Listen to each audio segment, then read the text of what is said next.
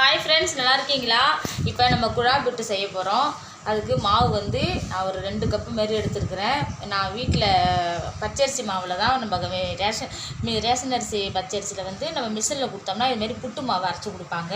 நம்ம இப்போ என்ன செய்யணும்னா தேவையான அளவு உப்பு போட்டுக்கணும்.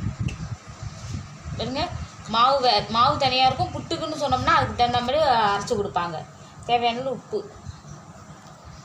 போட்டுக்கிட்டு நல்லா சுடு தண்ணி கொஞ்சமாக அப்படியே கை வதக்கா அப்படியே விட்டு நம்ம வந்து இப்படி கிளறி விட்டுக்கிட்டே இருக்கும். நல்லா புட்டு பதத்துக்கு வர்ற மாரி நான் கிளறி விட்டுட்டு காமிக்கிறேன்.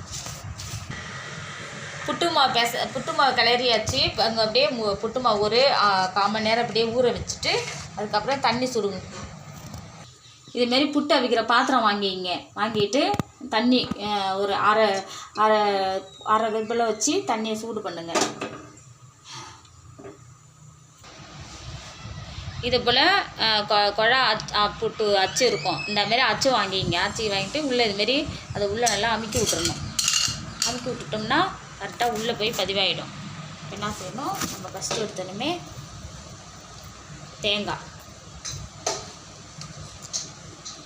தேங்காய் போட்டுக்கிட்டு அடுத்தது மாவு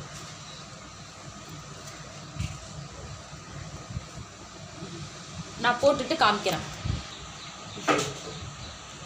இது ஃபுல்லாக தேங்காய், அப்புறம் மாவு, அப்புறம் தேங்காய், அதுக்கப்புறம் தேங்காய் போட்டுட்டு அடுப்பில் வைக்கும்.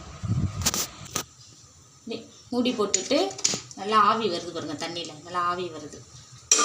அப்படியே இதில் வச்சிடவங்க தான். இது நல்லா ஒரு வேகட்டும். வெந்தால் இதில் ஆவி வருதை நான் காமிக்கிறேன். வெந்துடுச்சு, நம்ம எடுக்க வேண்டுதான்.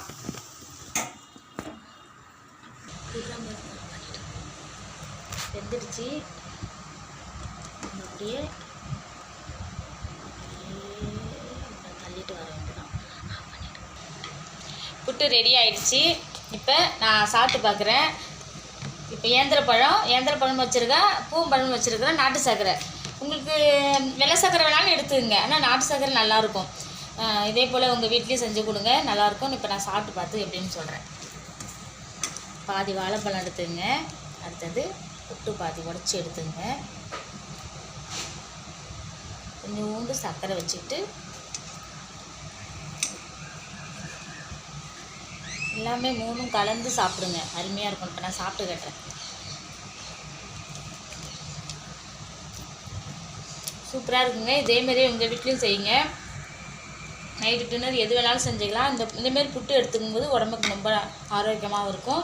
இந்த வீடியோ பிடிச்சிருந்தா லைக் பண்ணுங்கள், ஷேர் பண்ணுங்கள், கமெண்ட் பண்ணிவிட்டு சப்ஸ்கிரைப் பண்ணிட்டு பக்கத்தில் பெல் ஐக்கானை கிளிக் பண்ணுங்கள். தேங்க்யூ.